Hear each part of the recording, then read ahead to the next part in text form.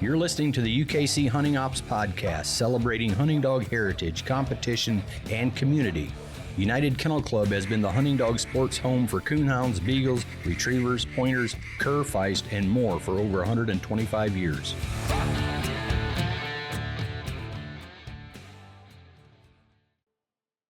Welcome back to the UKC Hunting Ops Podcast. This is Trevor Wade. I'm the Coonhound Program Manager at UKC, and I'm joined today by Alan Gingrich, the Director of Hunting Ops. What's going on today, Alan? Well, just busy wrapping up the Tournament of Champions. You know, we came home Sunday. We got home at a decent time. I was home by soon afternoon, I guess it was, and you had a little bit further to go than I did, but one of the first things I did is went to bed. Right. But you know what? And then I couldn't sleep at night, so or during the night I woke up a little bit. But hey, today's Monday as we're recording this and wrapping some more things up at the office, and I'm getting ready for another big one this week on the Beagle side. But it's all good. But we got some good things to talk about today. This time of year, there's not much rest, that's for sure. So just got to power through. But man, hey, just first off, get some general thoughts about the event. I thought everything went pretty darn good down there. It did. You know, there's always a few little hiccups, seems like, you know, that may be out of your control, you know, and there was a couple, you know, that we've talked about, but there was a whole lot of good and a lot of good. We were concerned about the weather for one, and it was kind of weird. It was different this year. It seemed like we had three different types. Every day was different. Rain Thursday, Friday was kind of windy during the day, but then it laid down nicely at night and it was in our favor. And then Saturday, wow, it doesn't get any better than that for a spring day. Not a cloud in the sky, calm, and we were looking at the forecast pretty much all week, and it kept getting more and more in our favor. And honestly, like 3 times a day. It turned out being not as bad as we probably thought. But yeah, Thursday looked a little bit different this year. First time we've had to deal with the rain on Thursday and setting up, and when we usually want to have a lot of stuff outside and do a lot of things inside, we were kind of stuck inside for the most part. But it was okay. A lot of the hunters were having a good time, and everything kind of went like it was supposed to. So put on I thought it was a pretty darn good hunt. It was. The house filled up Thursday and new faces. You know, I think you're probably going to talk about that. I don't know if you have the how many first timers and all that stuff, but we announced it in the opening ceremonies. I made note of it. I think there were 77 first timers, in owners, I guess, that were there. So yeah, there were some familiar faces there, but there was 77 of them. That's almost 20% or 80% of them are new. So that's good. Yeah. So it didn't have meatloaf this year. You had a Hoosier pot roast. How was that? It was good. You didn't get to eat, did you? Not on that one, no. See, there he goes. And I told the folks that there's nobody's working harder than you are here on this. And you were in the basement doing matchup stuff and had a little bit of an issue with that. That's one of the things we want to try to get fixed, because that's a little embarrassing for me when I tell the hunters, hey, the matchups are going to be up here just in momentarily here, and you kind of had some issue with that unbeknownst to me at the time, so we didn't get it up there right away. But no, you're working through that and didn't even get to eat, but hey, that I know how that is. Yeah, entries or first things first. Confirmations close at 5, and I had those stuff done probably like at 5:25, but bad internet and all that stuff, but was able to get it over to them, and then I was heading down to head up there to you and got cut off. The dog food that was supposed to be there 2 days prior showed up at 5:30 on Thursday. Not the greatest time, and the semi couldn't fit in the parking lot, so we had to. Yeah, so you're unloading dog food on Thursday afternoon during dinner. Yeah.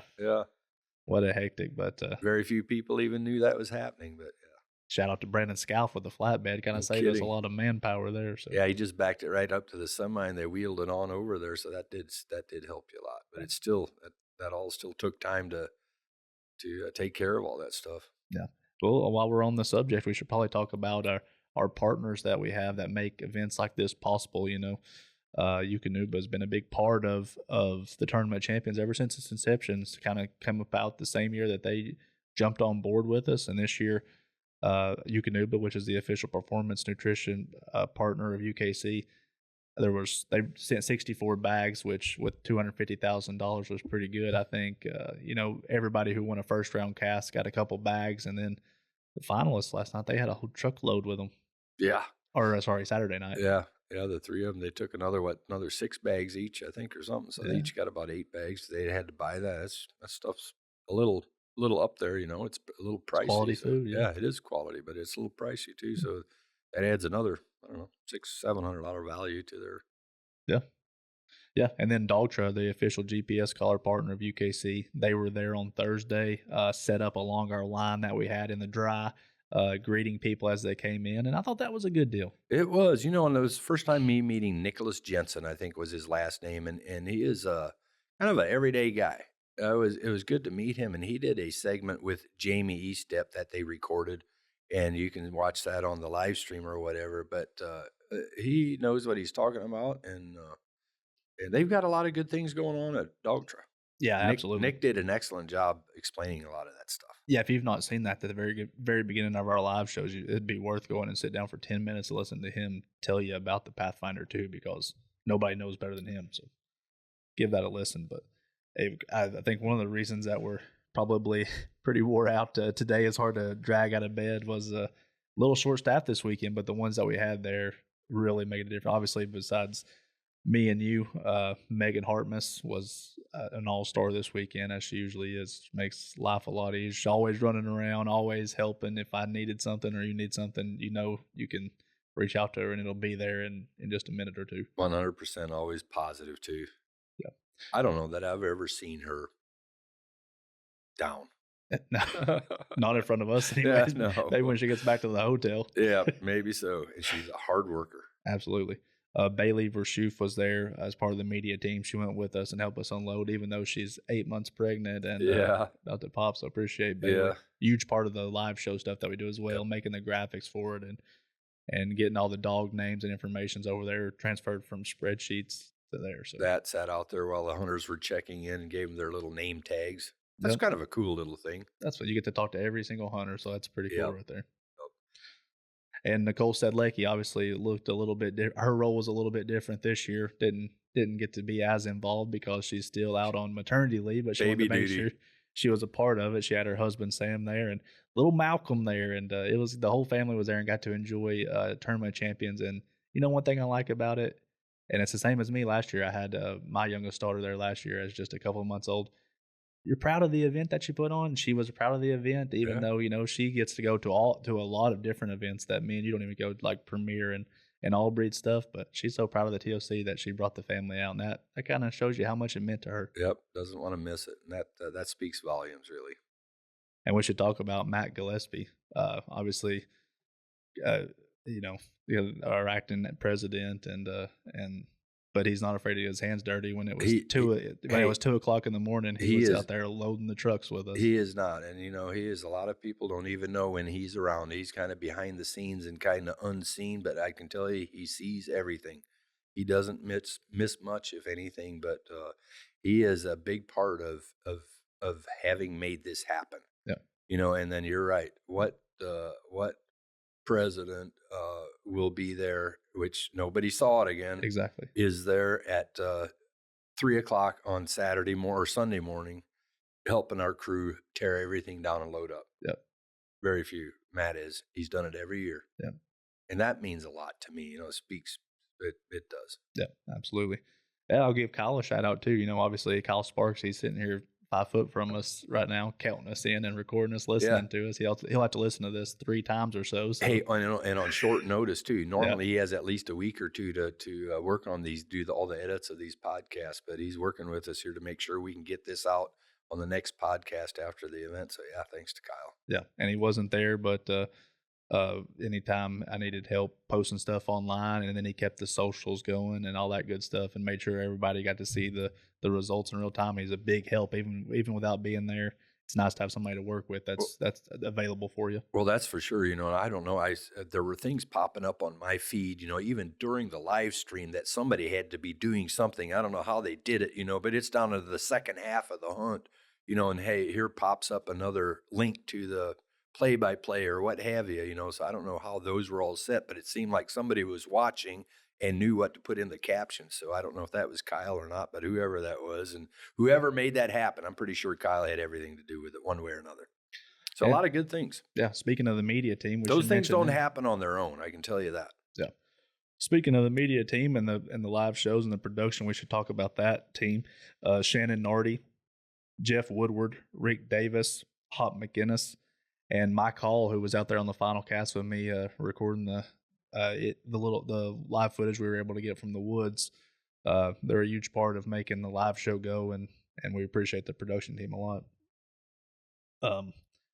On-screen talent, talk about Jamie Estep and Steve Burkholder and Rick Stretch. They did their things both on Friday night for a long show and Saturday night all night, and they were there at the grounds talking to people. And yeah, they do a lot more than on-screen stuff. They're there, and they're like an extension of our staff. They're there welcoming people and talking to everybody, making everybody feel welcome, and that's a huge help to us too. It is, absolutely is. They also have their work cut out for them. The more information that they can gather, we can give them so much.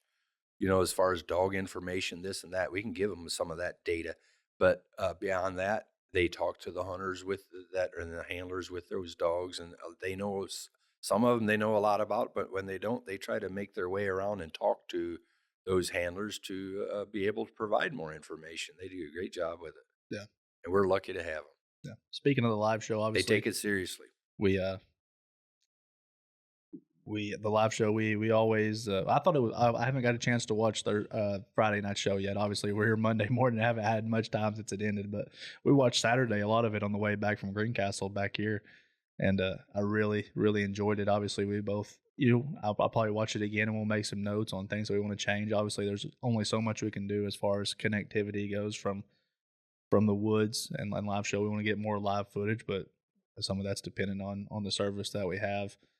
So we know we already have ideas for the world. We've already been talking about the world live show, and I've already talked to Jamie about some things, and I know Steve has called you at least 2 or 3 times already with some ideas, and looking forward to our post production meeting here in the next couple of days where we'll talk about some ideas and bounces and how to make it better for next year. But I know Saturday night, and Kyle, you could yell at me if I'm wrong here, but Matt, we're standing there after the show while you're doing your awards, and I think he said something like 1,400 concurrent viewers at one time at one point in the final cast, which is the most that we've ever had.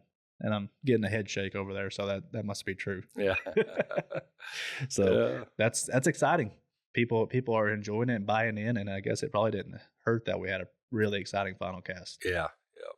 I'm kind of backing up here a little bit. So Thursday was really good. Friday was, those top 24 and all in there at 5 o'clock again. Barn opens at 3, and everybody's in there by 5, from 5 to 7. We had a little entertainment for them. That's right. And sat down, had some hors d'oeuvres and this and that. But Friday's such a feel good day at the TOC. Absolutely. It is. Everybody's a winner in there, and it's the anticipation and this and that. But and have them around there, and just everything's good. Yeah, there's always several dogs we don't know in the top 24, and I've heard several people say it now, from hunters to judges to officials, and I think I even heard you on a phone call before we came down here. Yeah. There wasn't many underdogs made their way in the top 24 this year. No. Just if you looked at resumes of our top 24 dogs, it's hard. My goodness. Jeez, I mean, I don't even know what to say about it. It's one of the most competitive fields that I've seen in the top 24. Yeah, and that's very true. And then Saturday, the same thing. Is the one thing, hey, we've whittled it down to 3 dogs by Saturday. That also means a lot less people. But there's some of their families showed up. I know Josh Craig's family did show up. They were there, and we love to see that. Oliver Wynn had some of his a couple of his buddies there. Brett Denny and his wife came up all the way from Georgia to support him. That was good. I've known Brett for a long time, and good to see him, and glad that they'd come up there and support their buddies, and yeah, that was cool. Just hang out, and it was just good stuff. Love that. Very cool for people to come just to show their support for Yeah. those hunters. Yep. The final cast went great. We were able to talk to most of them. One thing I do want to mention, Clayton Stark. Man, it's so nice having somebody like Clayton there with us. He's been on a bunch of final casts with us so far. And once again, he was out there with his camera. Me and him were able to, or he was able to pull me over and give some updates and stuff, just for his recording. So I'm kind of interested to see what he's going to be able to put together, because he always puts together an awesome recap video.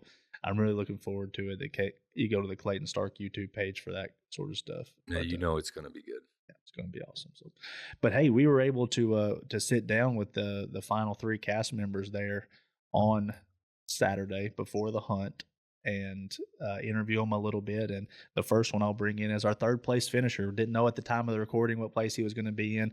This is Mr. Josh Craig. He was hunting a dog named Freak of Nature, and he brought home third place. And I'll leave it at that, and I'll bring in the interview with him right now. All right, everyone. We're sitting here on Saturday afternoon. It's a beautiful day in Greencastle, Indiana. And we are interviewing our 3 tournament champion finalists. And here I have the handler for Freak of Nature, Mr. Josh Craig. What's going on, Josh? Oh, doing good.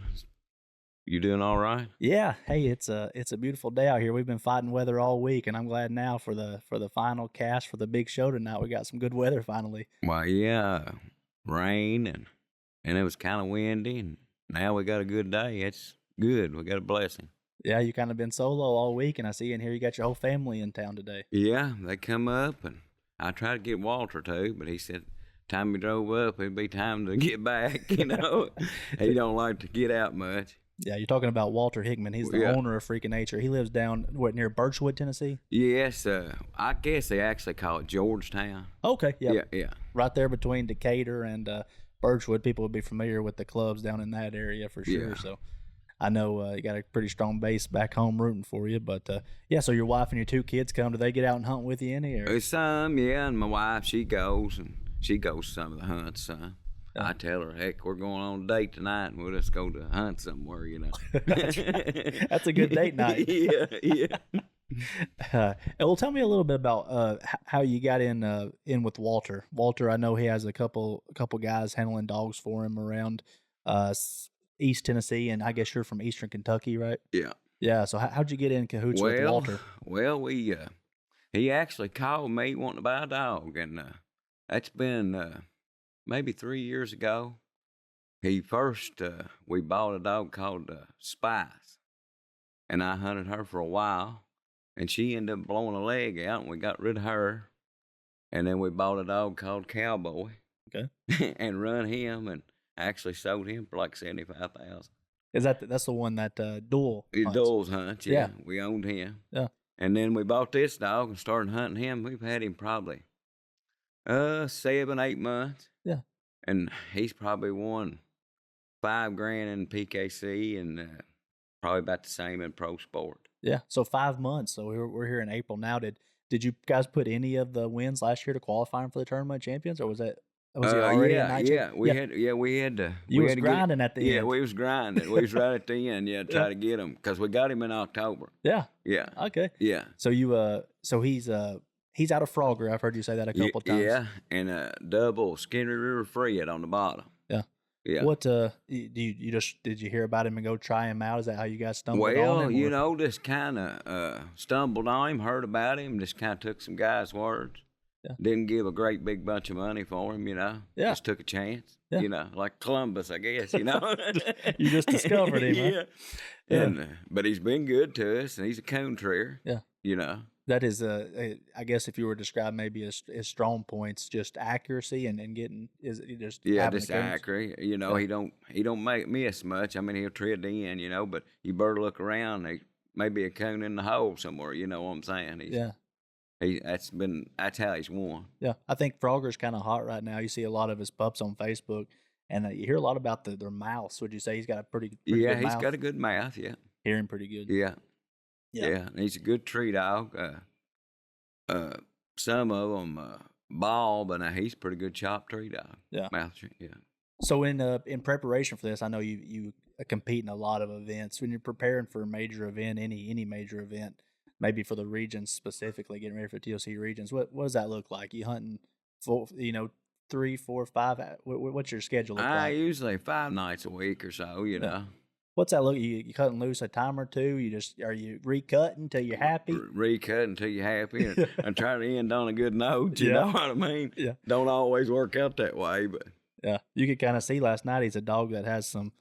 He's got some energy. He's well built. Dog that's built for take a lot of hunting. Seems like. Yeah. And he's young yet, 3 years old. Yeah. But we were kind of looking today. Frogger. I think he was out of Frogger's 3rd litter, if I wasn't mistaken. That were registered with UKC, so he's early on the Frogger stuff. Yeah. So, yeah. So talk to us a little about TOC regions. I think you went to Decatur. Yeah, I sure did. Like I say, Walter lives down there, so I just kind of drove down and Guided, I'm guessing. guided. Yeah, he's got a bunch of farms, and we guided, and of course he's got a place for me to stay, and worked out good, you know. Absolutely. And we go out the first night and winter cast. I think I had 450, and then the second night I won my cast, had 200. Yeah, you know, and double cast wins, but I think it was like 12, maybe double cast winners down there. I think you're right. I think they advanced 16 dogs, and 12 of them were double cast winners. A super competitive region, really. Yeah. And actually did really well. I think a lot of the Decatur dogs that made it here of the 16 actually advanced on into it. A couple guys yesterday that were still from that area that were still hanging around. I know Scott Talon and Jonathan Moses were still here. And what's his name? The Haskell, red tick dog. Norton. He was in. Yeah. They all hunted out there. Yeah, that's right. Yeah. Also, Walter, we should mention, one of the few people who had multiple dogs in. Josh Bidwell from down in that area is hunting a Walter Hickman dog as well. So yeah. So you made it through double cast wins, and you've actually been to this event before, so you had a little bit to go off. You were here last year. Yes. Actually, they had it in Lancaster, and I had a double cast win in Lancaster. Yeah. But I was hunting a cowboy dog, wasn't hunting this dog. Yeah. And got up here and ended up getting beat on the first round. But I mean, I had a good time and good experience, you know. Yeah. 75% of them go out that first round. But this year wasn't the case. What happened? Obviously, Thursday here was wet. It was windy, rain on and off. Pretty much sprinkled throughout the day, but there was some driving rain at some points in the day. What Thursday night looked for you? How'd that cast go? We went to. I drove. Let's see. I believe it was 55 minutes. The guy that runs the Briar Creek. Okay, Chris Girth. Yeah, maybe. Andy Kennel? Andy, I think was our judge. Okay. And I had a nice guide. Had a good cast. It was probably the flattest hunting I was in, but it rained on us about the whole time, you know. And he trees a couple coons in that cast and advanced them into the 24. Oh. Yeah. And then the last night, I had, pretty good cast. You drew a good cast. All three handlers have won UKC World Championships within the past 6. Or sorry, they've all won World Championships. JR and Ricky have both won UKC World Championships. Kevin won the PKC World Championship with Bank a few years ago. But tough lineup. Yeah, it was a tough lineup, and it worked out. I mean, we got some breaks, and he done what he had to do, you know. That's what it takes in these events. You gotta tree coons consistently and catch a couple breaks. If you don't catch breaks, you're not going to make it to Saturday. I don't think so. I mean, it don't matter how good your dog is, you need a break or two. You know.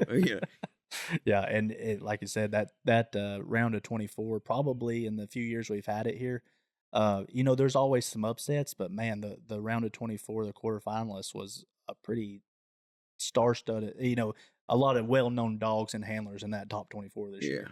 Yeah, so you were going to draw a tough one regardless. Yeah. So you won that cast. It was late. Getting in 2:00, 2:15, and you go back out late in a heads-up cast. And have you hunted many heads-up format events? Is that something you're familiar with? Not a whole lot. I don't really like them, but I mean, you got to do it sometimes. But I end up getting a strike, and he sinked in there and treated a coon, so I had 225 on a coon.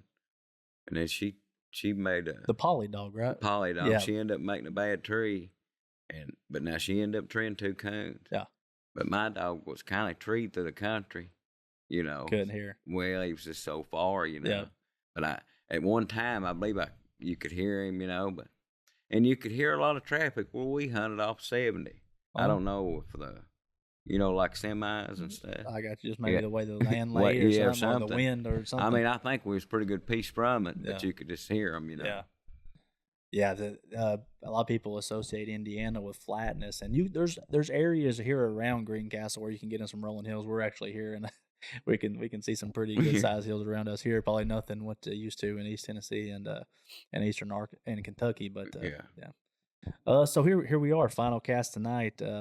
Man, it's how many texts and calls have you got in the past 12 hours? Yeah. People wishing you luck. Yeah, a bunch. And I think Walter, think he got a bit of sleep last night. You know? Is he fired up? Or what? Oh yeah, and he's been good to me, and he's really he really enjoys it, and I believe he'd like to been up here, you know. But yeah, well, dang that! But I wish he could have got up here. But it's a long way for one day. I get that. Yeah. $100,000 on the line tonight. You know, 50,000 for first, 30,000 for second, 20,000 for third. Not bad, knowing you're at least going to get 20,000. But you've hunted for big money before. That's a pretty good payday. Is that one of the bigger ones you would have gotten? Yeah, I mean, I hunt a lot of PKC, but if you win the nationals, you know, it's usually 20,000. You know, and I mean, this is a really good payout. Yeah.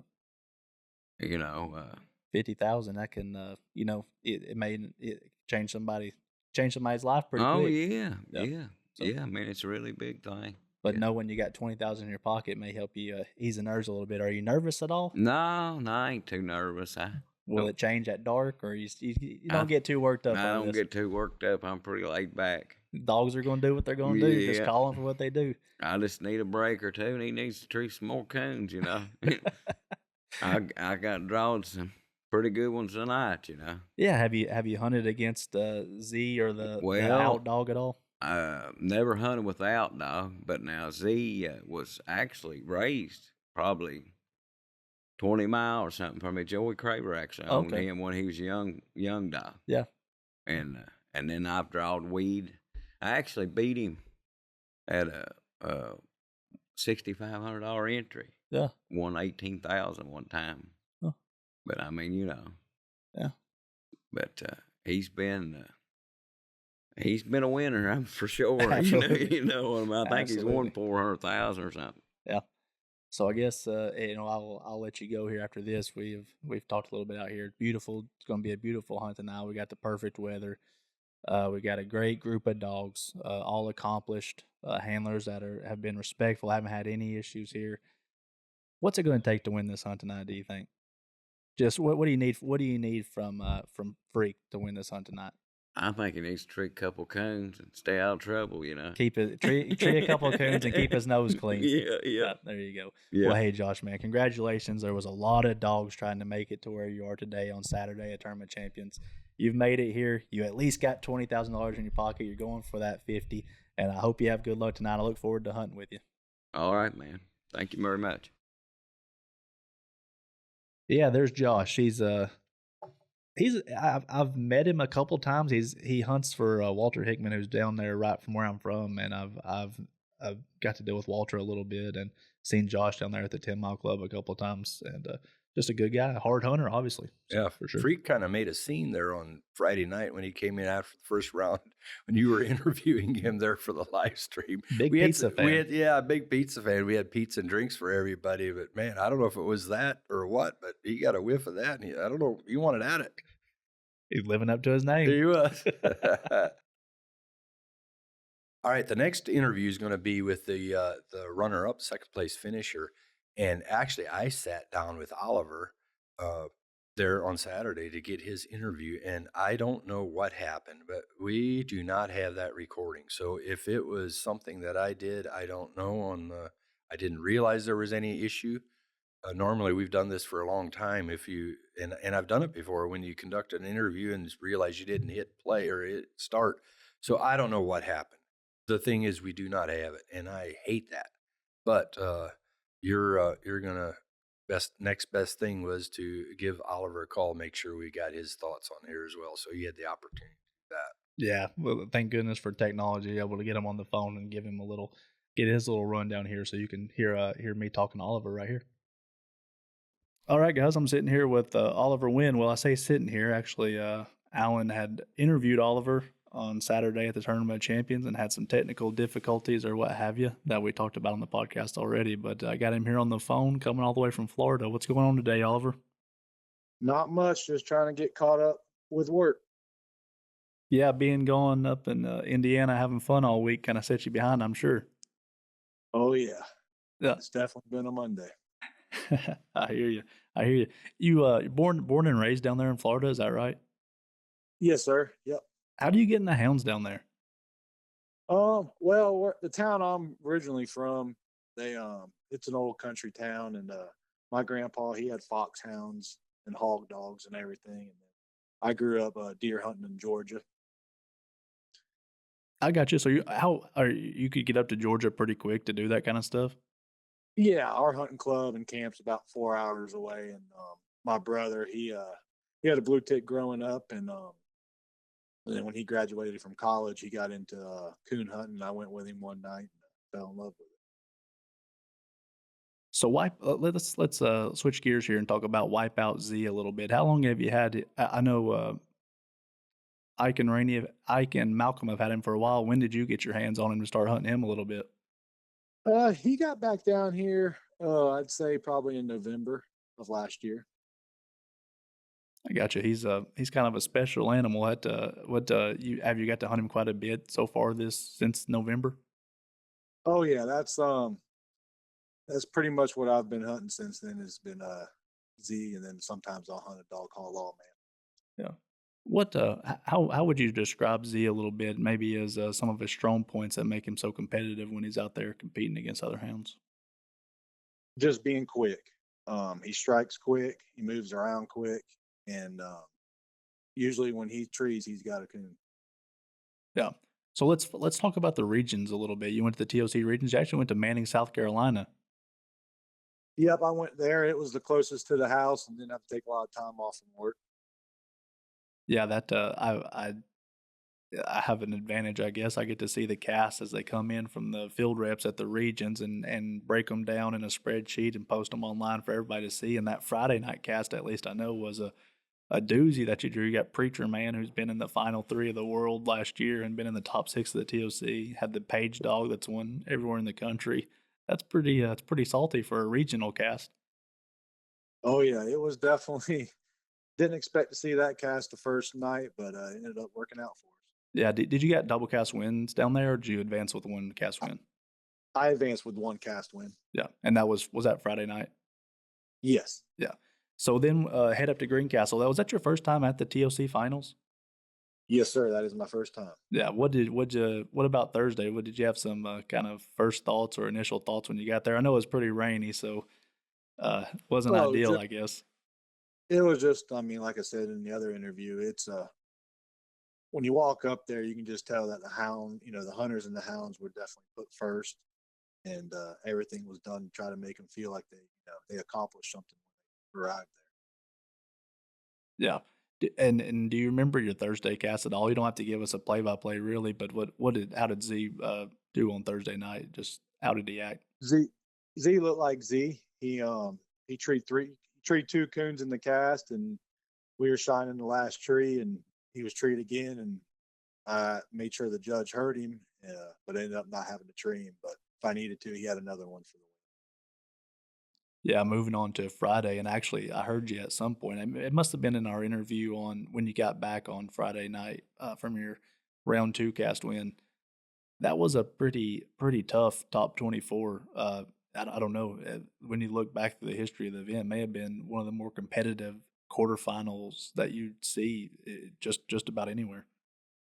Yeah, style looked about as good as one could look, and just I got treed before him on the second one, and I was lucky enough to get cut back while we were going to shine him. Z got treed again for his third one, and he had to have it to win.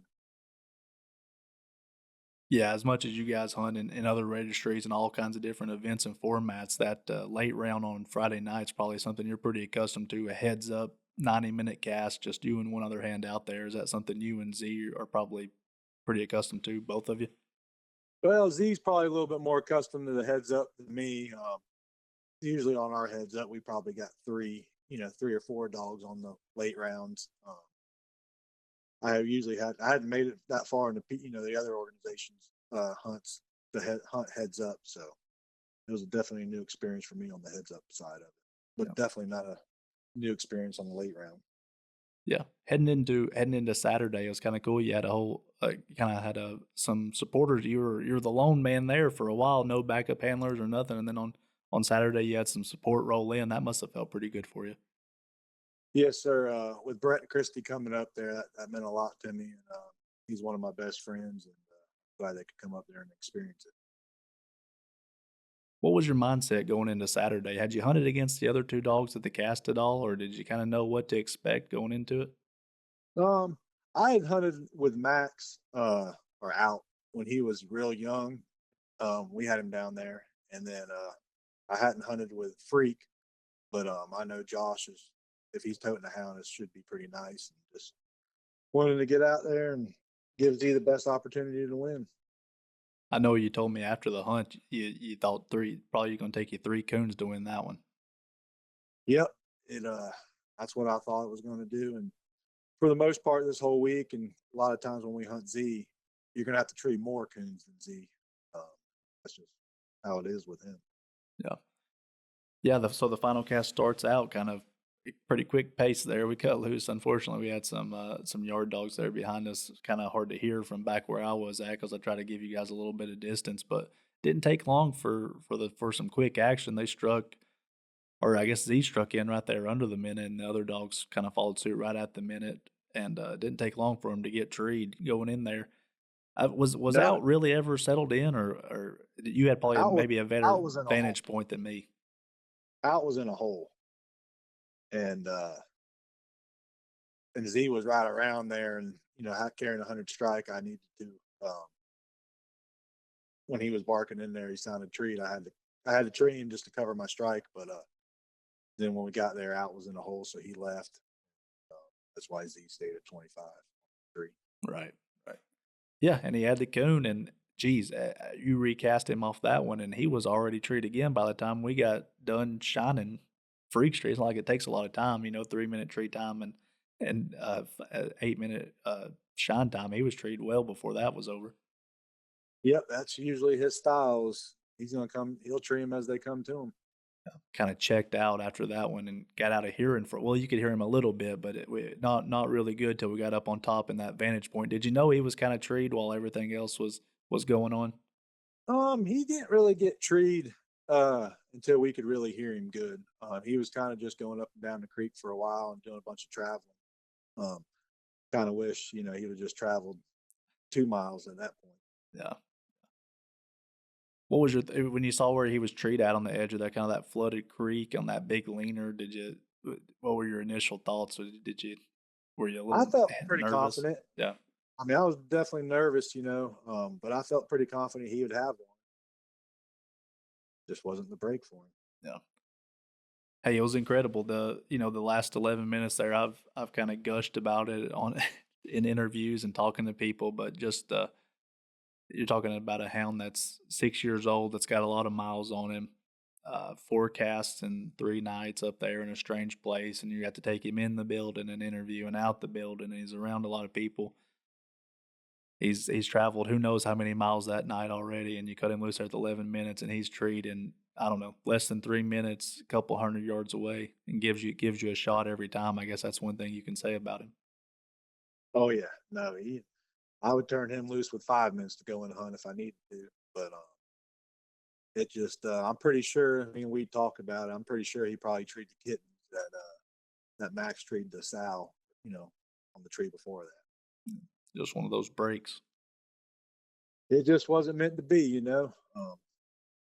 This is what happens with coon hunting. There's no lead too big. Yeah. Well, I guess going into the weekend, you would have took 30. I know that 50,000 sounds good, but 30,000 is a pretty good alternative when you break it down that way.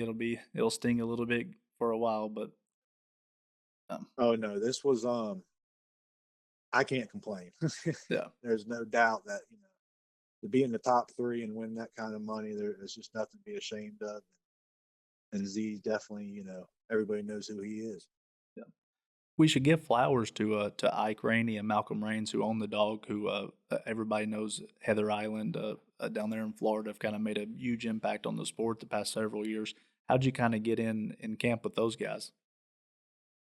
Me and Malcolm's always hunted against each other down here, and Malcolm always guided Ike's land and everything. And then me and Malcolm and one of my partners that passed away, Byron Overstreet, we teamed up on a Pack and Easy pup, and Malcolm kept it and trained it, and has done a pretty good amount of winning with her. And so then one day, I believe Ike Ike and Malcolm talked about getting back into coon hunting, because Ike, coon hunted 30, 40 years ago and competed. So once he seen how big it was, we got together and they asked me if I'd come in and dogs for them. Yeah. Well, I think it's kind of worked out for everybody involved over the past several years, or since I've been kind of keeping a pretty strong finger on the pulse for all registries and everything. You've sure left an impact with multiple different dogs. So I congratulate you for that. And just one of the good guys, a guy I don't see at a ton of our events, but I've seen you in the top 100 of the world before, and now here making your run to the TOC. Just enjoyed hanging out with you this past weekend. I hope you enjoyed coming out to the TOC and being a part of that. Oh yes, sir. Hopefully we can all be back next year up there. It was a lifetime experience, and I can't thank y'all enough for putting on a hunt like that. It's just nobody else does it. The hunters definitely have noticed it, and it's the talk of the town. And I believe you're going to see numbers up next year. People wanting to be there and get a part of this experience. I hope so. And hey, I appreciate you, Oliver. I want to congratulate you again on your run with Z to the top 2 of the Tournament of Champions. And I hope to see you down the road, man. All right, Trevor. I appreciate it. All right, man. We'll talk to you later. Yes, sir.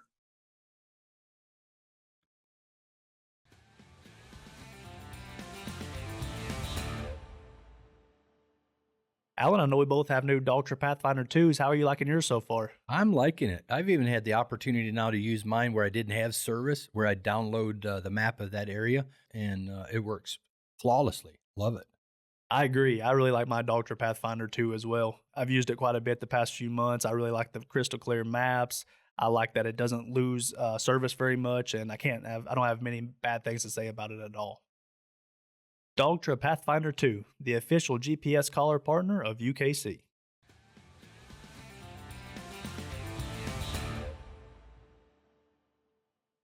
And then there was only one left to talk to. Yeah, before that, I apologize to Mr. Oliver Wynn there on that. That was, I think that was probably my fault, because his interview is really, really good. And I hate that we don't have that, but yeah, appreciate him working with us a little bit and talking to you. But yeah, so the last one here is going to be our eventual winner. And again, like the rest of them, they didn't know at that time. And that is Mr. Dustin Weed from Mississippi, and I don't know that I had ever really talked to Dustin outside of maybe a phone call or two. But I think he was a little bit out of his comfort zone talking, and whether it's on camera or in this case. But he did an excellent job. He did, and I get it. You and I were that way at one time too. Absolutely. And still, it's not the easiest thing to do, but he did a great job. And he is, anybody that's been around the sport for a while and outside of UKC, he doesn't hunt much UKC, but if you've never heard of Dustin Weed, you haven't reached out too far, I'd say. Right. But he is one of the most successful coon hunters. And not just that, I heard Steven and Rick talk about it a little bit, that, they're now some of the older generation. They're talking about guys like Dustin and some of the younger guys that are, at one time, Rick and Steve and those guys were there, and they talked about, we're almost jealous because they know how, they were really into it at one time, and it's now the Weeds and the others, it's their world now. Mm-hmm. And he is basically, that's his job, is hunting. And there's very, very few people that do this for a living, basically. So he's on a payroll. So I thought it was interesting. I had some hopefully some good questions for him, but I wanted to know what his week looked like, and training, working and all this. And it's, that's his job. He's basically got a night shift job is what it is. But here's Dustin and I talking about him, as well as obviously money, or mad money, that he calls out. Dustin, here we are Saturday afternoon. You're still here. That means you're still in. Yes, sir. Yeah, how does that feel? Feels great. I'm happy to be here. Yeah, well, hey, that's good. Let's start with you just a little bit. Dustin Weed is a name that is, you've been coon hunting, I know, since you're a kid, and there's a whole lot more people that know who you are than know you personally. Yes, sir. I'm one of those. Yes, sir. I've known that for a long time, but you're pretty much a professional coon hunter. Yes, sir. Tell us kind of how you got started, and kind of in 15, 20 seconds. my daddy, he hunted before I was born, and then they quit, and I wanted to start back whenever I wanted to start hunting. So he started back when I was about 8 years old. So I've been hunting ever since. It took off, so I've been hunting about 22 years is how long I've been hunting. Oh yeah, it's something. Either you're hooked or you're not. Yes, sir. Either it's something you like or you don't. I remember when my mom used to, or we get it from our grandpa. He hunted. My dad didn't really hunt that much, but Grandpa did. And she used to tell Grandpa, man, she's worried when we were 10, 12 years old, we'd take the dogs out back. And he said, hey, you're not going to hope that it's in their blood. Let him go. Yes, sir. I was hooked since the first time I went. Yeah. What you've hunted a lot of great dogs over the years too. Talk about some of the better dogs that you've hunted over these last 10 years or so. Well, one of them's in the final 3 with me this weekend. I like him as good as anything I've ever hunted, and another one would be Meltdown.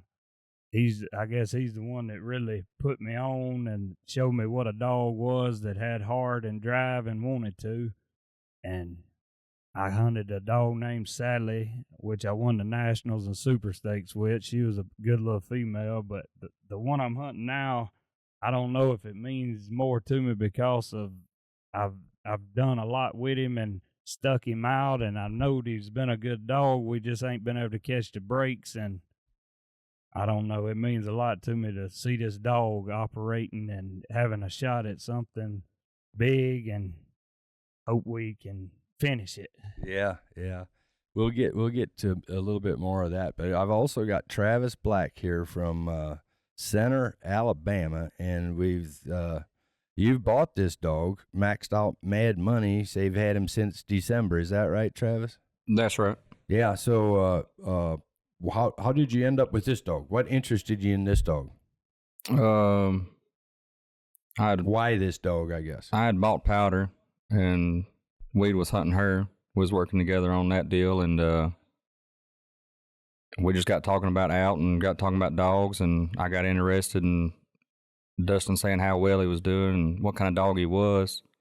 So we just worked out a deal, and I wound up with him. Yeah, so you and Dustin have known each other for a while, have you? Yeah. Yeah. So, yeah, that kind of worked. Basically a professional handler here. You just get him a good dog, and he's going to put you in the winner's circle. Yes, sir. Yeah. So what is he out of?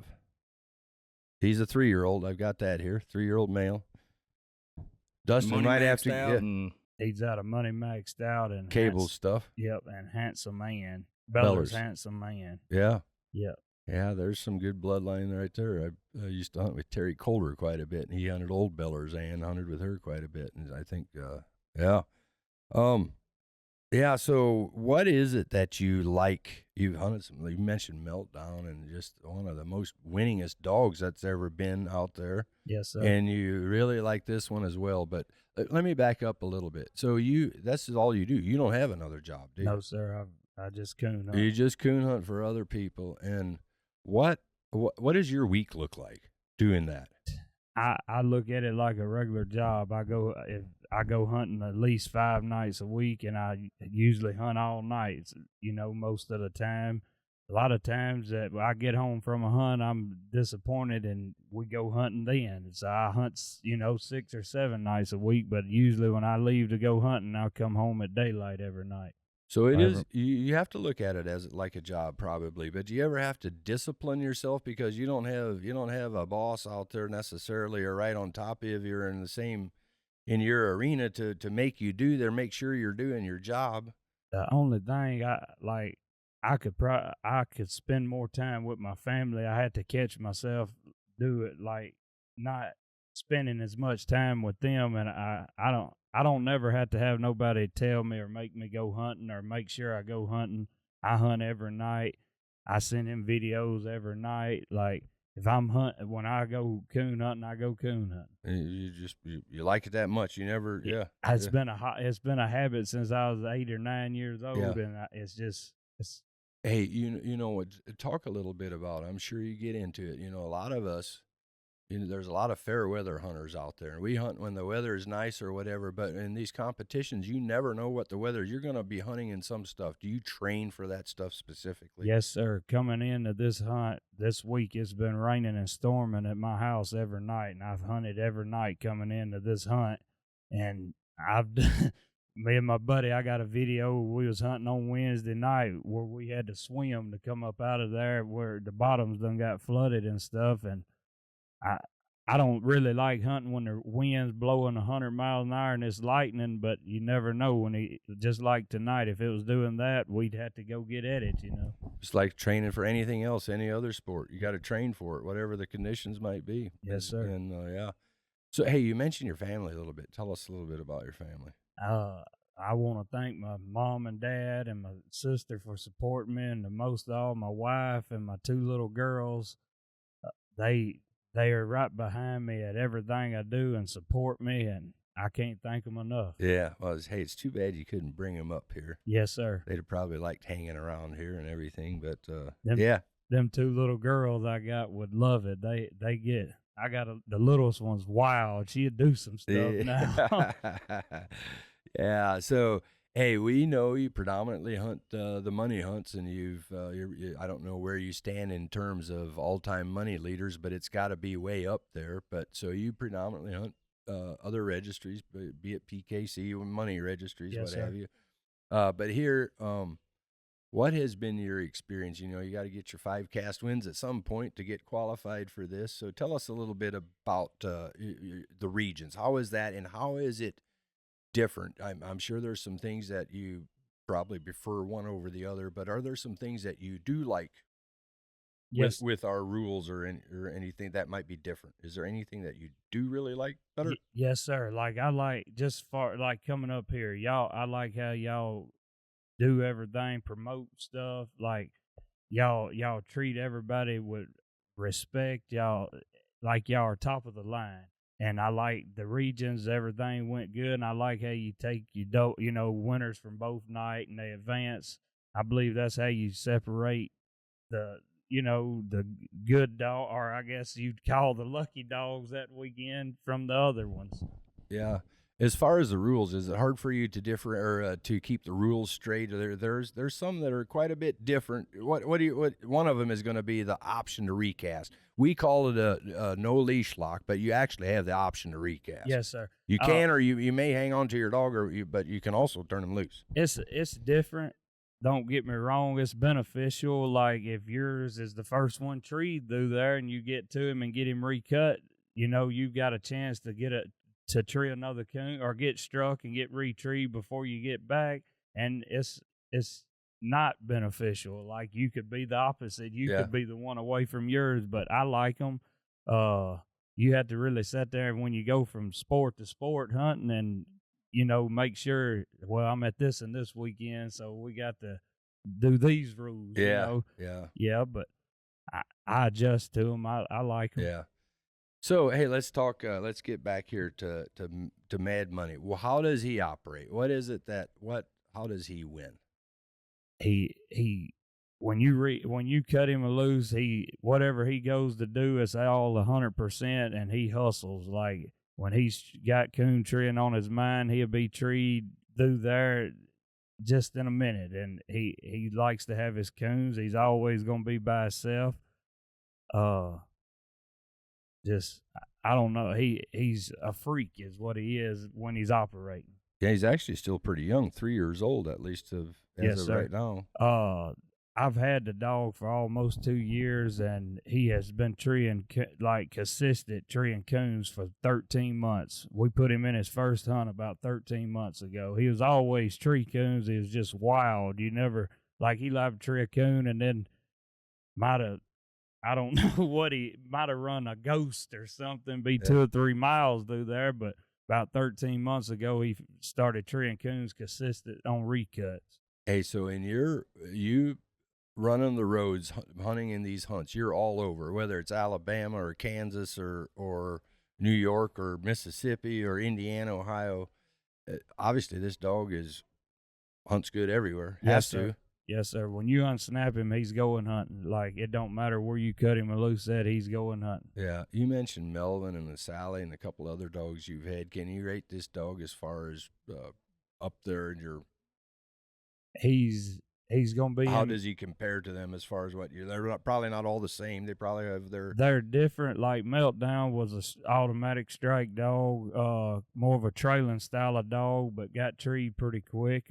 Z, I explain him like he's a hot nose barker. Like, he strikes good and he trees coons off his feet. Where this one, he strikes decent sometimes, but most of the time he can be struck and treed through there half a mile before a lot of dogs get 100 yards. It's just, he ain't no barker, but he strikes decent because he hustles hard. Yeah. So let's go back to the regions. There, double cast winner at the regions, won both nights. Yes, sir. And where was that at? Arkansas. Yes, sir. So, and then now here Thursday, what do you, obviously you won Thursday, but anything on Thursday or leading up to, tell us a little bit about your hunt so far. We've had amazing hunts. Thursday night, I think I treed 2 coons and had my third one treed, and they withdrew. And then last night, early round, I treed 3, which I drew some good dogs. I drew Screamer, so he had to operate and then late round, I had Hawk. We had a little bit bad break right out the box. They got opposite directions. We had to call timeout. I had a coon treating timeout. We got back over there and recut, and I treated another coon, and Hawk drew some minus, and he withdrew. Yeah. So then that ended the hunt there. Under our full elimination rules we have, once there's only one dog left, then our hunt's over at that yes, time. Sir. So it kind of worked out for you there without having to hunt the whole 90 minutes. But, yeah. Well, sounds like he's been doing good. Now, the next thing I'm going to ask you is, I know you are familiar with at least one of the other 2 dogs in the cast. We've got Z and then Freak of Nature. What do you know about Freak of Nature? Anything? All I know is Josh said he was a pretty good coon dog. He said he has his coons. He's a trailing style of dog. So you've never hunted with him, though? Sir. Never hunted. No, sir. But the Z dog you have. You probably know as much or more about Z as Oliver does. Yeah, I've done real well with him. I hunted him for about 3 years, or about 2.5, 3 years. I won a bunch of money with that dog. And I know coming into this hunt, if he's operating, he's going to be hard to beat. I'm going to have to tree one more coon in him, I think, unless he messes up. Yeah. So, do you think that helps you tonight? Kind of knowing, at least really knowing Z. Does that help your strategy any? It helps me because I know him, but it hurts me because he knows me. Yeah. And I'm going to be out there with him. So I ain't saying he performs better for me than anybody else. Which Oliver's done good with him while he's had him, but me and that dog's had a lot of nights together. Yeah. Yeah. Well, hey, Travis, you came down here today. You weren't here you just came down today or came up today, right? Yes, sir. Yeah. So how do you feel about your chances today with him? Hey, good? I feel good as any. We're riding with the goat. Yeah. Yeah. Well, hey, we've seen that too before, but just some final thoughts here about the whole thing. I don't know. I like I told him last night, I said, the money's amazing. Don't get me wrong, but I'm just proud because I put me and this dog has done a lot together, and he's finally got a shot at a big win. So we just waiting on dark to see how it falls. Yeah. Well, hey, thanks for your time this afternoon. I think they got some snacks and stuff and relax a little bit here. And I think probably about 9 o'clock is when, about 9 and 9:15 is what we've got time to turn loose. And they're going to hunt about 15 minutes from here. And we've been there a couple of years ago where Conor McGregor won it. Yes, sir. So I know it's a good spot. We got good service in there. So I'm looking forward to it. Me too. So, hey, good luck. Congratulations and good luck to you. Thank you. Yeah, so there you go. I hope you enjoyed that. I really did. I enjoyed sitting down and listening to him. I think it was a relaxing atmosphere there, sitting on the back porch at the table, and just he and I. And man, I really was hung on what he had to talk about as far as his training techniques, and hunting in bad weather and all times of the night, and it doesn't really, for him, that's his job. Our job is, we're working in the office where if it's bad weather outside or whatever, we're in the office. He's got a job to do too, but when the weather's bad, He has to dress for it. And I think of course, that's also probably an advantage for his dogs. They are ready for any type of weather because they're going to be trained in any type of weather. So that was pretty cool, So at the end, he ultimately ended up being the winner and didn't know it at the time of this interview here, but he loves that dog. Loves that dog. And you could tell. Yeah, and we didn't in the past. We've had where we've sometimes had double interviews with the winners on these, and we didn't pull him back and interview him just because he did like 7 interviews on Saturday night. We wear those winners out, don't we? We sure appreciate it, though. Yeah, if you want to hear his thoughts afterwards, go to the UKC Dogs YouTube page, and you can hear him both at the end of the Saturday Night Live show, an interview I did with him. There'll be a video of you interviewing him a little bit live there during the award ceremony. And then also even Shannon did some stuff with him, and I'm sure there's going to be some videos coming out over the next several weeks where we'll talk about the TOC winner. So there's going to be a lot of Dustin Weed on the feed for the next year till we get to TOC next year. So. Yeah, and what a final cast that was. It got down to the very end and just an exciting finish like that. One dog coming from behind to pull it off, and ended up being Dustin Weed and out to win the whole thing. But that was an exciting one for sure. Yeah. Let's talk. We didn't want to make this too off alone, but we're going to talk about the guides and the coon scored a little bit because we can't do it without them. And that all starts with the Deer Creek Coon Hunters who have been our host club now for several years. And it's tough. Anytime a club has to do, this 4th year that they've been doing this for us, and people get burnt out and different things. But as far as coons being scored, I haven't had the chance to pull numbers from the past several years to do comparisons, but really can't beat this year very much. We can kind of maybe go through them here quickly. I'll do round 1 here. 24 casts, 149 coons seen for an average of 6.2 per cast, 108 coons scored for an average of 4.5 per cast. That's getting after it. That's good. 4.5 per cast. Yeah. Scored. Yeah. You want to go round 2 there? Yeah, and that was what did you have, a 370 plus average winning score there as well. So yeah, round 2 we had 6 casts, for those 24 winning dogs in round 1. 39 coons seen in those 6 casts for 6.5, just slightly higher than Thursday night. Yeah. 31 coons scored, and now an average went up again, 5.2 per cast as opposed to 4.5 on Thursday. And the average was down a little bit. So I would say that has to do probably with just like we talked earlier, just good dogs in there, and they don't get there without having coons in their trees. That's right, and I'm sure that has to do with them being split all over the country, is why that average winning score is a little bit less. But exactly, obviously 5.2 per cast is incredible. Yep. Round 3 is kind of an outlier. It's late there on Friday night. They're shorter cast, 90 minutes. They're heads up cast, so just 2 dogs. But they are 6 coons seen, 6 coons scored, 2 coons per cast for both of those. So that's what it took to get through to the final cast for those dogs on that late round. Yeah, and they didn't actually leave the headquarters until about 2:30 in the morning, So yeah, round 4 in the final cast there, you were out there in 5 coons seen, 5 coons scored, and the winning score was 250 there.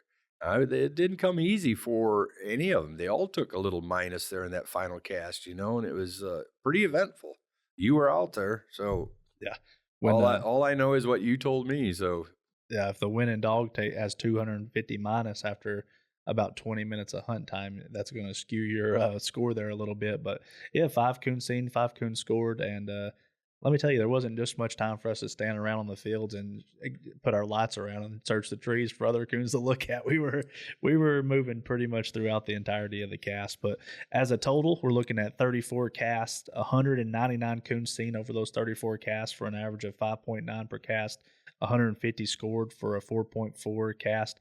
And even though this is a full elimination event and dogs could win with 0 or minus, and you may hear some of the traditionalists that don't like that, 0 cast failed to provide a plus point cast winners on any night, even though we were dealing with rain and high winds and different variables. Shout out to the guides, shout out to the dog power and that good stuff.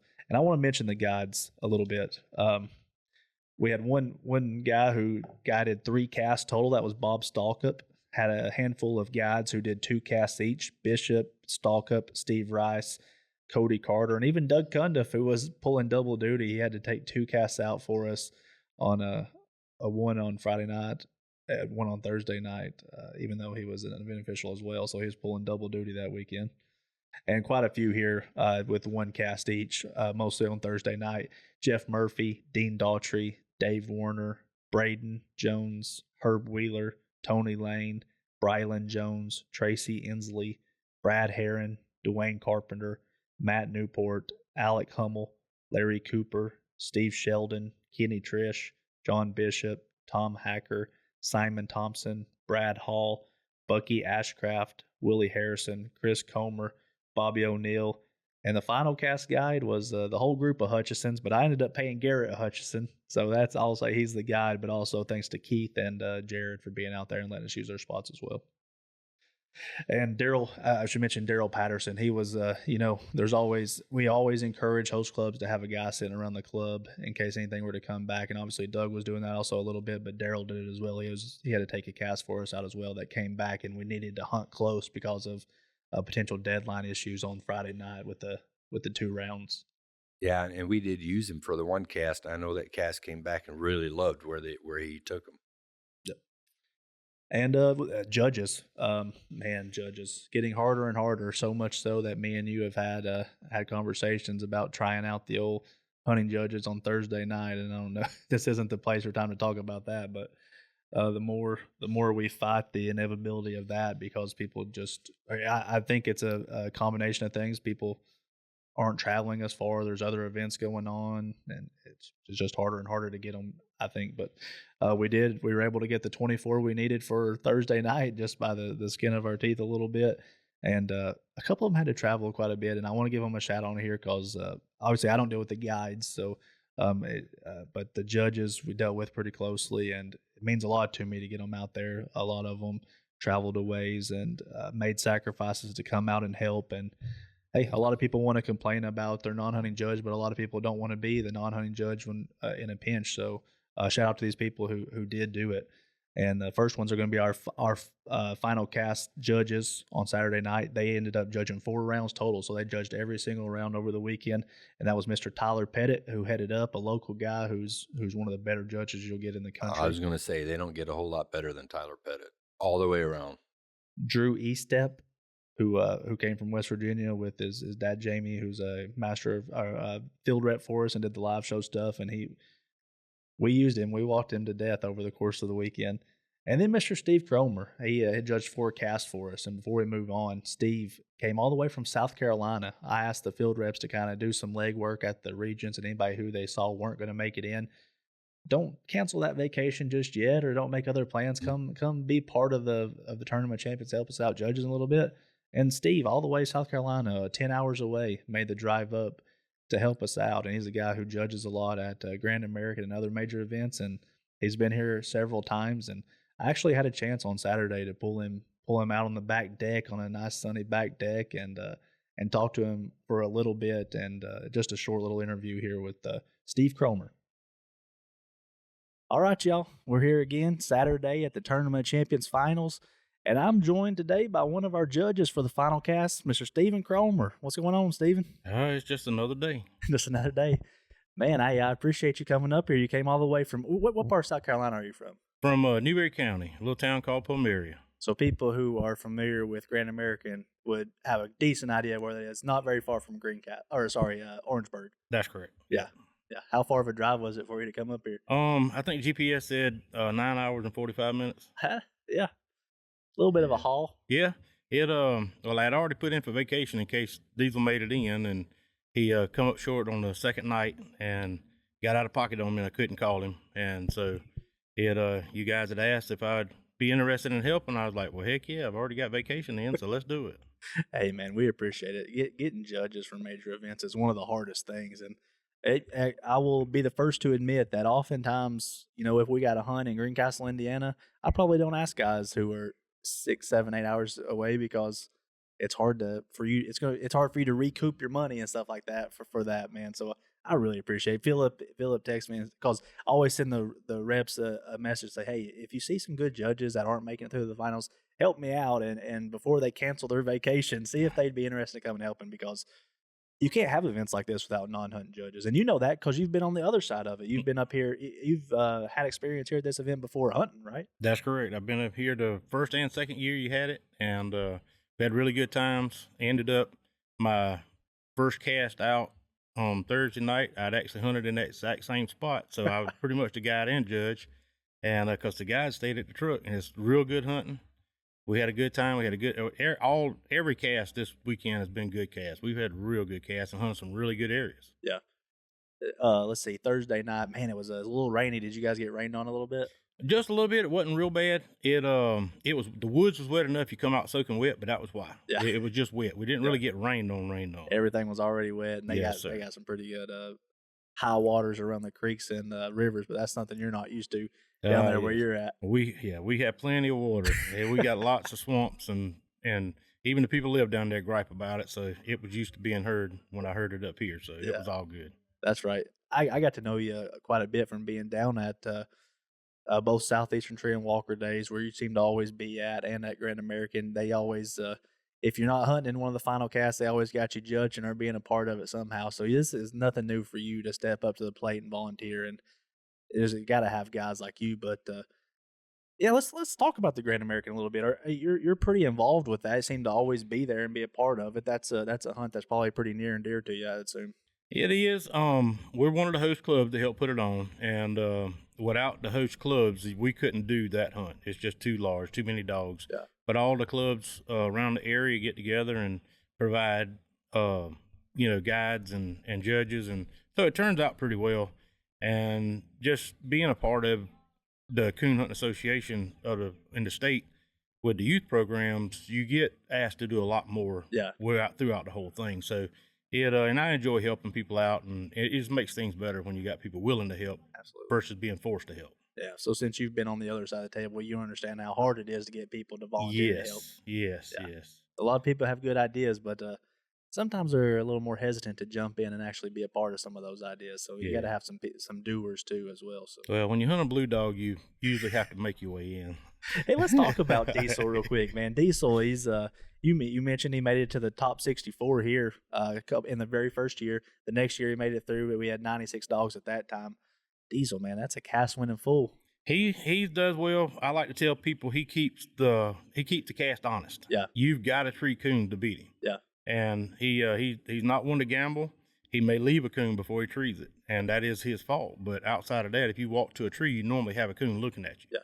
And he's getting a little older now, and he's slowing down some, but he's still doing well. And he gained his own reputation by winning, and him doing the winning and not handlers winning. Yeah. And so he's done well. We finished the Walker Days you had mentioned. We finished in the top 4 year before last. We didn't hunt it last year or year before that. And like I said, we've been up here twice. We've been to the UKC World with him, been to the PKC World with him twice. Yeah.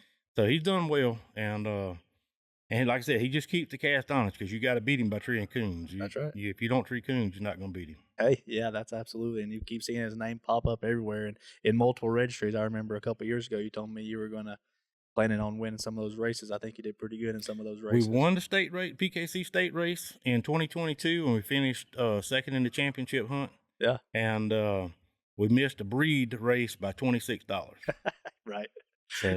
So you set out to do it and you did it. yeah, well, he did it. I just followed him. That's right. Oh, Diesel, how old is he now? He's 8. Okay. He's 8 years old. He's had a hard life, and he doesn't never not give you 100%. Yeah. I mean, when he feels his worst, you can look at him and tell him he ain't feeling it, but he's gonna go try. Yeah. That's the thing about him. And he's if you've been to Southeastern or something, you've probably seen Diesel sitting in there with no leash on. You got that dog's. You guys are close, and he's here with you in Greencastle. I'm thinking, right? Yes, sir. I brought him up, and I actually brought my little squirrel dog and another little puppy I've been playing with. But they travel well, and for a long time he never got in a dog box. He always rode in the front seat, and but I bought a dog box at the Grand American this year, and I needed something for my beagles, and heck, he seems to enjoy getting in the dog box now. So I don't know what it is, but he does ride in the dog box now for those that really do know him. Yeah, who knows? He likes being a little more comfort, huh?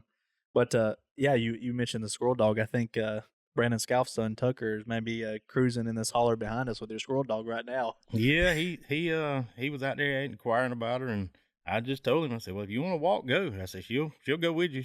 She just loves hunting, so Yeah. What a hoot, man. So let's get into a little bit on the weekend. Like I said, you came up and judged for us Thursday night. I'm gonna put you on the spot. Do you remember who won your cast Thursday night? no, I don't. Yeah. It basically when I go into a cast, I try to separate myself from who's there. Yeah. No matter if I know them or not. And when it's over with, basically what runs through my head is every play that went through, how I played it, how I called it, and so forth. So it was you don't even keep up with what the dog's winning. Right. When somebody asked me what's the score, I said I'll pull the card out and let you see it. Right. Yeah. So Well, I do know last night on Friday night in the early round, you drew probably one of the more star-studded casts as far as dogs go. If you looked at the pick 'em and maybe which dogs are hottest right now in the competition scene, judging cast 4, and I think you had John Strickland and Lady, Wyatt Monin and Hawk, the Turking It Up dog, Nathan Tilson's dog, and then Jack Bingham with Jersey Girl, and that was a pretty competitive cast. Came down to the last tree, I'm thinking, right? yes, sir. It really was down to the last tree, and Mr. John still had a chance to win right there at the end, and we ended up what got him is we run out of time walking between trees. It just dogs got so far apart, but you could still hear them. And by the time we walked back to a dog and then got back to his lady treed, he only had 30 seconds left to cut loose. Wow. And he literally wanted to turn off of that tree and cut her loose. That's how bad he wanted it. Yep. And but with 30 seconds, he couldn't even walk away from the tree before the hunt was over with. So that's how close it come. It was what got him was the other dog was already treed in. If he had a coon, it was over with for him. He couldn't do nothing with it. So yeah, and then last night late in the heads up cast, you had Wyatt again with Hawk, right? And yes. Dustin Weed hunting the out dog, and yeah, that one started out a little slow, I guess. They got down, bogged up in some holes or a pile or whatever, but they ended up. Everybody thought that was going to be a walker, and it could have got sideways pretty quick, I guess, if it wasn't for a withdrawal. Yes, sir. Believe it or not, we was up here in a youth hunt, and I think it was Josh Livingston's daughter was hunting a Bernie dog I had, and as soon as we pulled up, I knew where we were at, and so we cut the dogs loose, and they turned and went back toward the landowner's home, and they kind of got bogged down, and I knew what it was already. It was a concrete pile they'd fill in a gully, and I pretty much told them. But they were both like, I don't know what's going on. Yeah. I said, and I even made a joke with them because I hunt a blue dog. I said, it sounds like y'all's dogs done turned into blue ticks tonight. And so neither one of them really liked it, but it's a concrete pile up there, and I'm sure the coon was there, but they just couldn't get to him. Right. And so finally the dogs gave up on it and went and found something else. And that was it was an interesting cast because really when we done that, both dogs were trailing apart. I mean, as straight across from each other apart as you could go. And both dogs are just about out of hearing. So the safe thing to do at that point was we call a timeout, gather the dogs back up, and let's cut them loose again because there's no need to try to go any farther because you can't follow one dog when both of them are trailing apart. Yeah. You guys did the right thing there. And tonight, judging the final cast, man, we kept you around for the whole weekend because since you came so far and just a good judge and enjoy being around you. And I hope you've enjoyed your time here. And again, I thank you for being here. And I'm going to enjoy hunting with you tonight. We're going to see.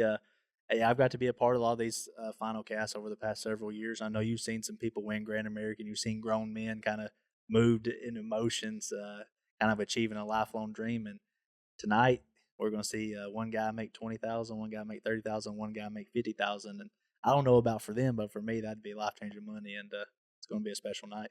Yeah, in fact last night they were doing the interview with Dustin Weed, and he got a little emotional doing the interview last night. And the guys that know Dustin, he's not very emotional when it comes to being tenderhearted when he's in a hunt. Yeah. He's all business. And last night was actually the first time I've actually ever got to hunt around him or be with the cast that he was on. And of course he's been in the PKC side of things for a while, and but he was very professional, and he was just all about business. The hunting part of it. And like I said, people do get emotional, and he even brought his family into it in the interview last night, and it does mean a lot to a lot of people.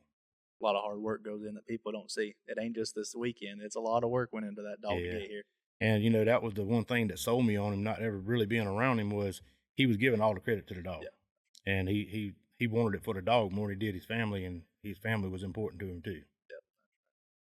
Well, we got 2 hours tonight to figure out who it is, and I promise you, whoever wins tonight, it won't be by happenstance. It'll be because they put the work in, and I look forward to it, and I hope you do too, to see figuring out who it was. Oh yeah, we'll go have a good time and watch some good dogs work and let whatever happens happen. That's right. Appreciate you, Steve. Yes, sir, buddy.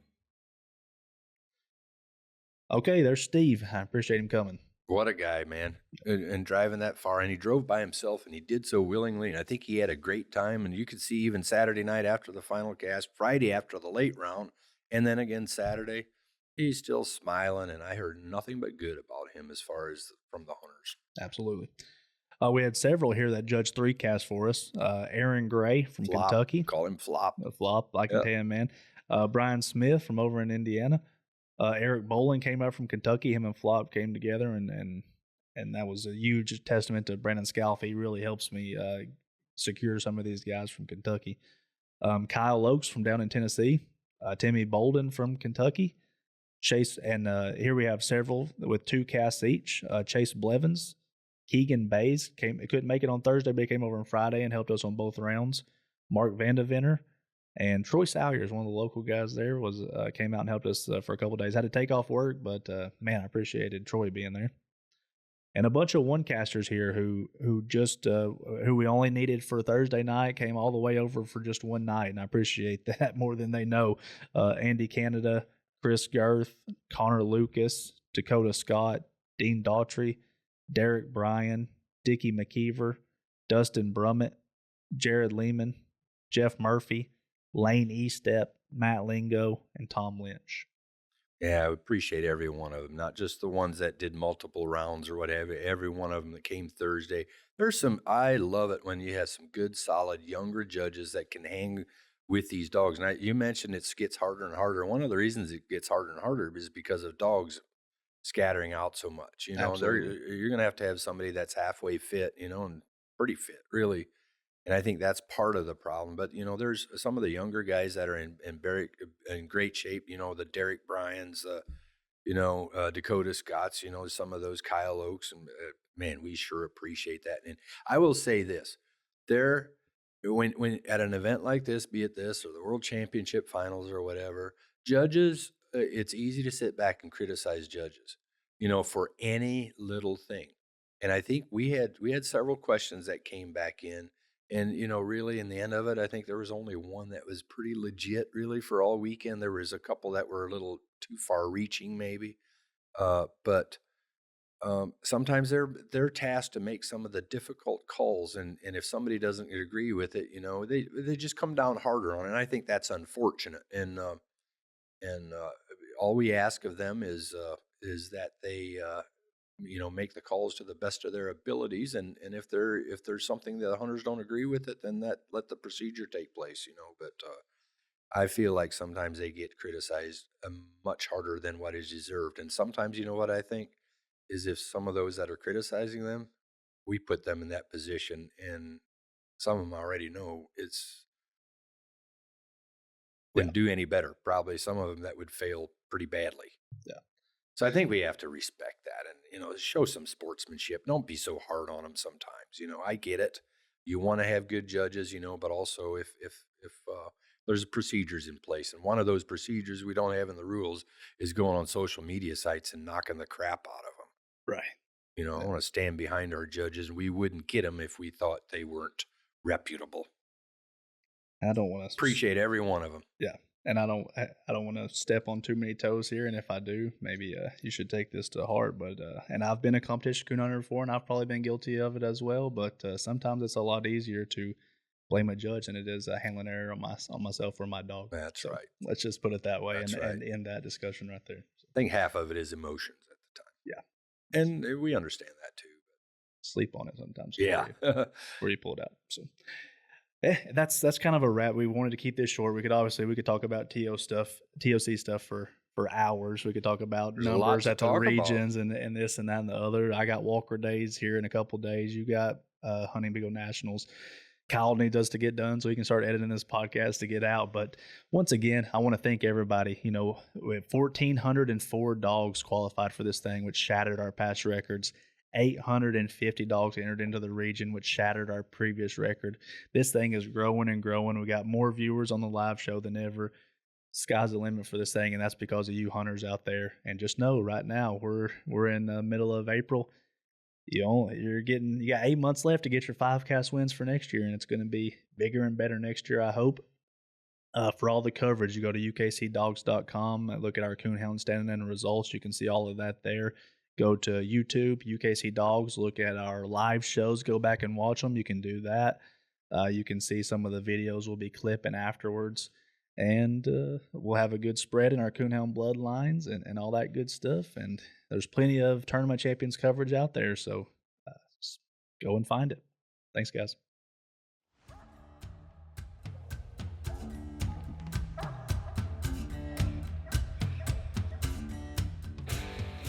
Thank you for listening to the UKC Hunting Ops Podcast. Be sure to give us a follow so you don't miss any of our new episodes or content.